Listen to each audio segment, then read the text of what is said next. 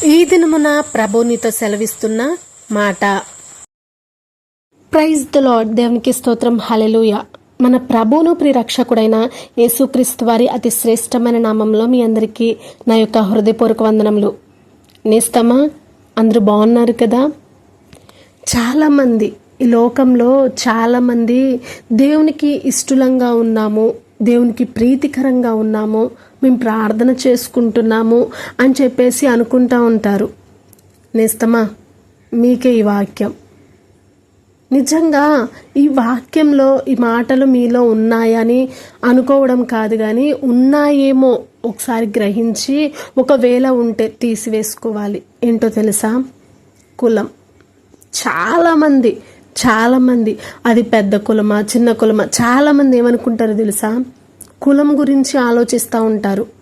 ఒక మాట చెప్పనా? ఆదాం గారిది ఏ కులం? కులం మనకెందుకండి?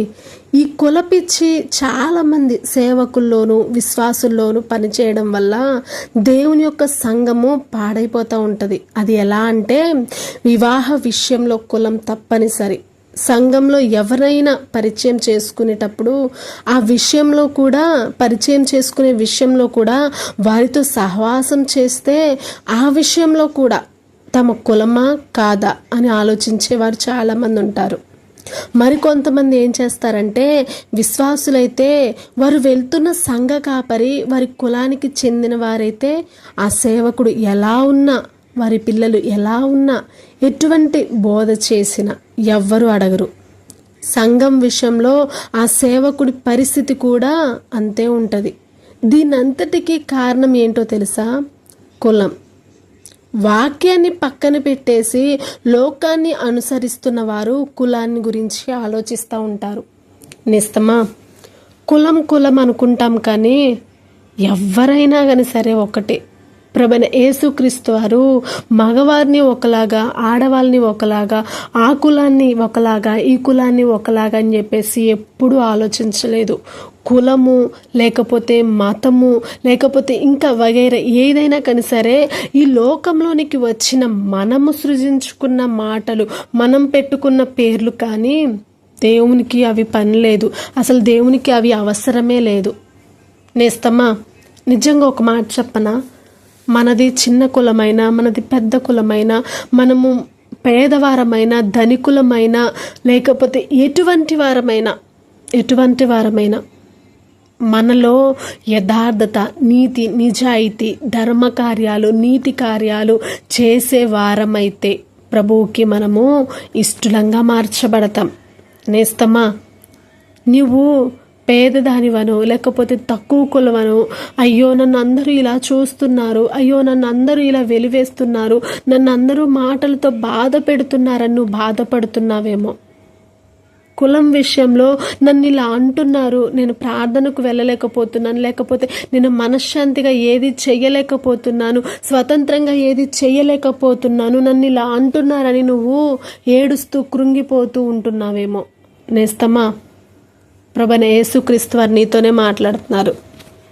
ఎటువంటి వారివైనా, ఎటువంటి దానివైనా మనుషులు నిన్ను తృణీకరించవచ్చు, కానీ ఈ విషయమని, ఆ పేరని, ఈ పేరని, ఈ లోకంలో ఉన్న వాటిని బట్టి నిన్ను మనుషులు ఏం చేస్తారంటే దూరం చేసి నిన్ను బాధ పెడుతూ కఠినమైన మాటలు నీతో చెప్తున్నప్పుడు వాటన్నిటిని నువ్వు మర్చిపో. దేవుడికి కావలసింది నీలో ఏంటో తెలుసా? నీలో నీ హృదయం మాత్రమే కావాలి. స్వచ్ఛమైన హృదయము, పాపాన్ని తీసివేసుకొని పరిశుద్ధంగా జీవిస్తూ ఈ లోకంలో ఉన్న ఆచారాలు, ఈ లోకంలో ఉన్న వాటిని విడిచిపెట్టి అసలుకి పరిపూర్ణంగా నువ్వు దేవునికి సమర్పించుకున్నట్లయితే, స్వతంత్రించుకున్న యొక్క ప్రతిదీ కూడా ఏదైనా కానీ సరే, ఎవ్రీథింగ్ దేవుని నామానికి మహిమార్థంగా ఉండడానికి నువ్వు ఇష్టపడినట్లయితే ప్రభువైన యేసుక్రీస్తు వారు నీకు సహాయం చేయడానికి సిద్ధంగా ఉన్నారు. ఆయనతో నువ్వు పరలోక రాజ్య వారసులంగా ఉంటూ పరలోకంలో ప్రతిదీ కూడా నీకు అనుగ్రహించాలని ప్రభు ఆశపడుతూ ఉన్నారు. మరి నువ్వు సిద్ధంగా ఉన్నావా? దేవునితో సహవాసం కలిగి ఉండడానికి సిద్ధంగా ఉన్నావా? దేవుని ప్రేమను పొందుకోవాలని ఆశపడుతున్నావా? అలాగైతే ప్రభు నిన్నే అడుగుతున్నాడు, ఈ లోకంలో ఉన్న వాటిని విడిచిపెట్టు. అన్నీ కూడా ఎవరి మాటలు పట్టించుకోకుండా దేవునికి ఇష్టంగా ఉంటూ పరిశుద్ధంగా పవిత్రంగా జీవిస్తూ దేవుని నామానికి మహిమార్థంగా ఉంటూ దేవునికి సంతోషంగా ఉంటూ దేవుని నామాన్ని మహిమపరిచే విధంగా మనం జీవించినట్లయితే ప్రభువు మనల్ని ఎంతగానో ప్రేమిస్తున్నారండి. ఎంతగానో మన మాటల వల్ల మనుషులు బాధపడుతున్నారేమో, కానీ దేవుణ్ణి అడుగు, అయ్యా నాకు సహాయం చెయ్యి, నేను ఎలా మాట్లాడాలి, ఏ విధంగా జీవించాలని ప్రభుని అడుగుదాం. దేవునికి ఇష్టంగా మార్చబడదాం, పరిశుద్ధంగా జీవిద్దాం. పరిశుద్ధంగా జీవిస్తూ అనేకులను దేవుని యొద్దకు నడిపించుదుముగాక. Praise the lord. ప్రార్థన చేసుకుందాం. ప్రార్థన.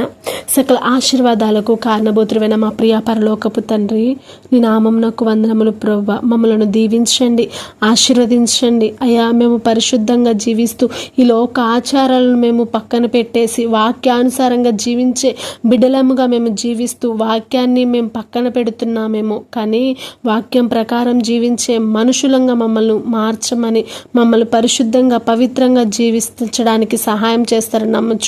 తోడు నీడగా ఉండి సహాయం చేయమని ఈ చిన్ని ప్రార్థనే స్థితి పరిశుద్ధ నామంలో అడిగి వేడుకొని ప్రార్థిస్తున్నాము తండ్రి. ఆమేన్. Praise the lord.